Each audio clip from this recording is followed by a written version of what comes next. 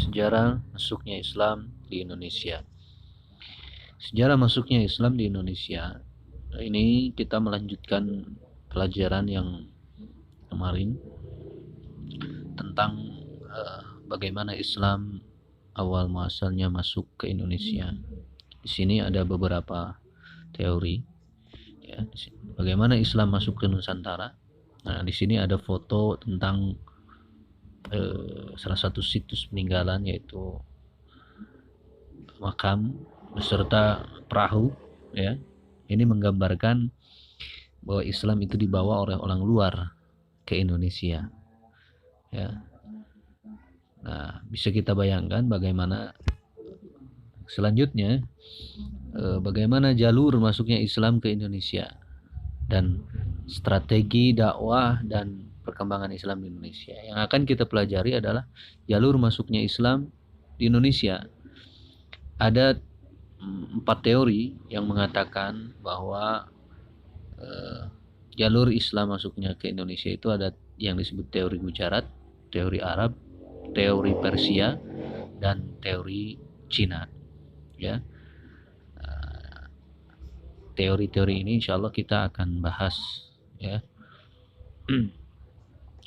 Nah, yang pertama adalah jalur masuknya Islam, yaitu menurut teori Gujarat, yang dimana ini yang berpendapat adalah Snow Horgrons, Janpin Japel, Makweta, dan Patimi. Nah, teori ini dipopulerkan oleh seorang orientalis Belanda, ya, yang meneliti tentang Islam di Indonesia, bernama Snow Horgrons. Ia menyatakan bahwa agama Islam baru masuk ke Nusantara itu pada abad ke-13 Masehi. Nah, menurutnya orang-orang Arab bermadhab Syafi'i yang bermigrasi dan menetap di wilayah India yang membawa Islam ke Nusantara, ya. Nah, jadi itu menurut teori Gujarat. India sebagai pedagang perantara Timur Tengah dengan Nusantara, tentunya dengan Indonesia. Nah, abad yang ke-12 mereka menyebarkan Islam di Nusantara. Jadi menurut teori ini, pada abad ke-12 mereka itu menyebarkan Islam di Nusantara. Nah, manuskrip di Universitas Leiden Belanda ada pedagang Gujarat begitu yang mengindikasikan bahwa adanya Islam di Indonesia itu melalui orang-orang India. Nah, Janpin Japel, ya, seorang peneliti yang tadi, meskipun dari India, kata dia, Islam juga dibawa oleh orang Arab juga, katanya. Ya. Menurut Makweta, nisan makam Raja Malik As-Saleh, Raja Kerajaan Samudra Pasai di Aceh, bertulisan angka N, ya, 686 Hijriah, garis miring 1297 Masehi. Dan nisan makam Maulana Malik Ibrahim di Gresik dengan nisan yang berasal dari Gujarat, India. Jadi nisan makam Raja Malik Al-Saleh ini ada kemiripan dengan nisan yang berada dari Gujarat di India, gitu, ya. Nah, bukti-bukti teori ini menggambarkan bahwa Islam itu disebarkan oleh orang India melalui salah satunya adalah perdagangan. Yang kedua, adanya bukti-bukti bahwa itu, ya. Yang kedua, menurut teori Arab, yang mengemukakan teori ini adalah Sir Thomas Arnold, Profesor Hamka, Uka Chandra Sasmita, Asasmi, Azumardi Azra. Nah, ini yang mengemukakan bahwa Islam melalui orang Arab. Nah, teori Arab ini dalam sejarah masuknya Islam ke Indonesia mengatakan bahwa Islam datang ke Indonesia secara langsung dari Arab, ya, tidak melalui perantara bangsa lain. Beberapa bukti sejarah dikemukakan untuk menguatkan teori ini. Teori ini mengatakan bahwa Islam masuk ke Indonesia langsung dari Mekah, Arab, sebagai pusat agama Islam sejak abad ke-7. Gitu. Ya. Jadi teori yang mengatakan Islam masuk ke ini, ya. Apa saja teorinya? Ya, yang selanjutnya adalah Profesor Hamka menyatakan bahwa Islam sudah datang ke Indonesia pada abad pertama Hijriah, yaitu abad ke-7 sampai 8 Masehi. Ya, langsung dari Arab. Ini menurut Profesor Hamka. Ya.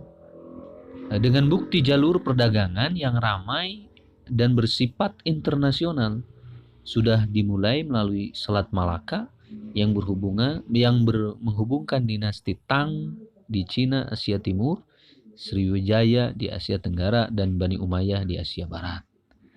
Nah, ini yang ketiga, motivasi awal kedatangan orang Arab tidak dilandasi oleh nilai-nilai ekonomi, melainkan didorong oleh motivasi spirit penyebaran agama Islam. Ini menurut teori Arab yang dikemukakan oleh Profesor Hamka, salah satunya, ya, bahwa motivasi awal kedatangan orang Arab tidak dilandasi oleh nilai-nilai ekonomi, melainkan didorong oleh motivasi spirit penyebaran agama Islam. Jadi teori yang kedua ini ya mengatakan seperti itu. Nah,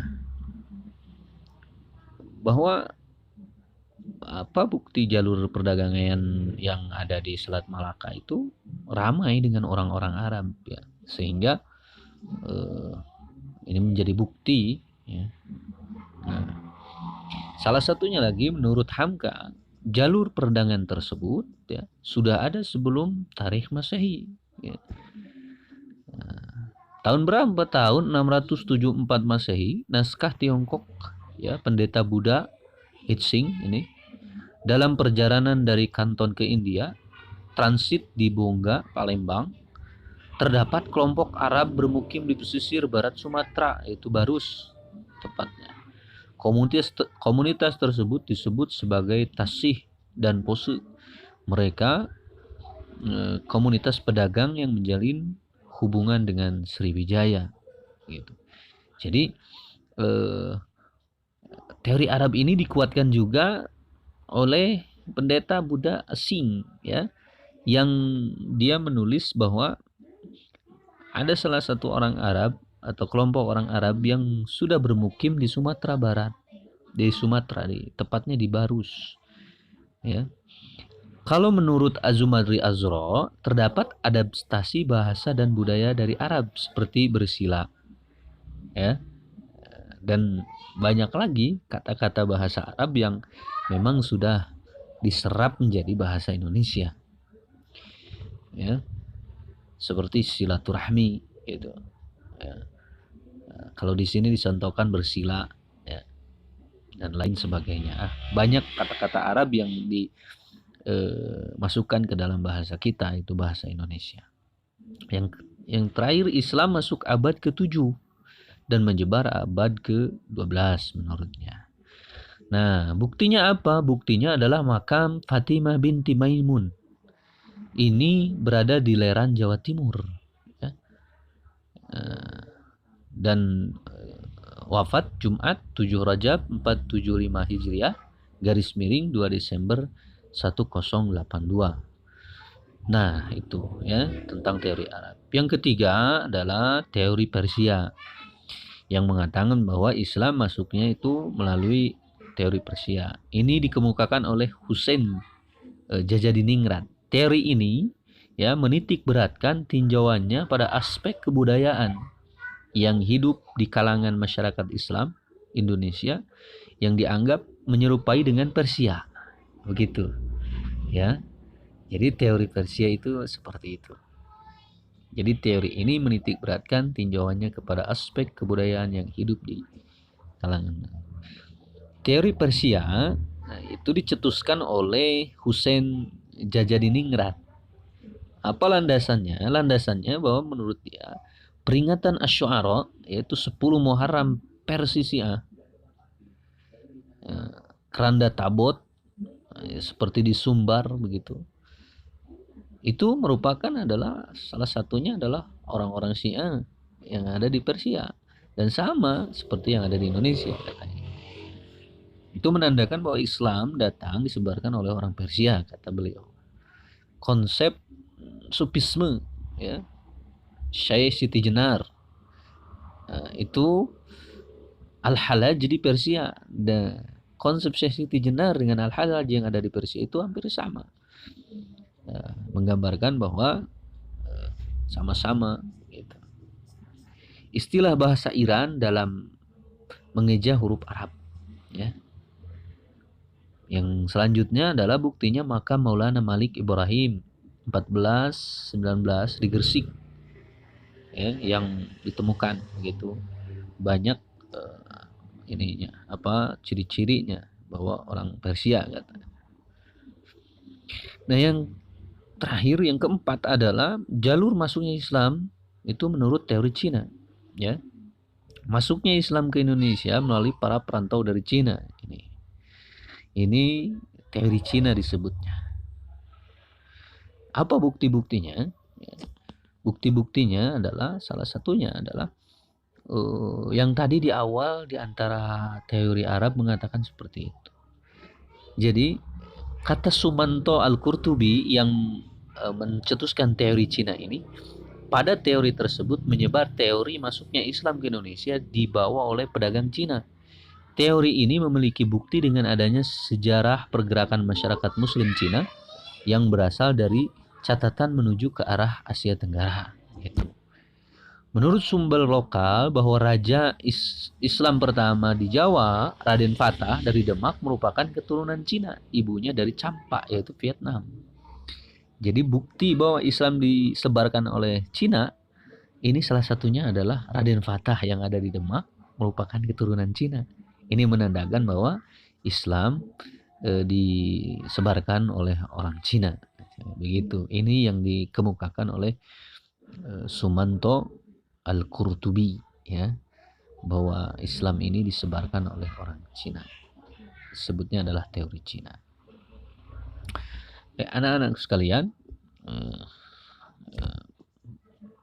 melanjutkan yang ananda sekalian, bahwa keempat teori ini, yang pertama adalah teori tadi disebutkan teori India, yang kedua teori Arab, yang ketiga teori Persia, yang keempat adalah teori Cina. Semua teori ini menandakan bahwa teori-teori ini satu dengan yang lainnya menurut. Salah satunya adalah saling menguatkan, bukan saling menginikan, ya. Berdasarkan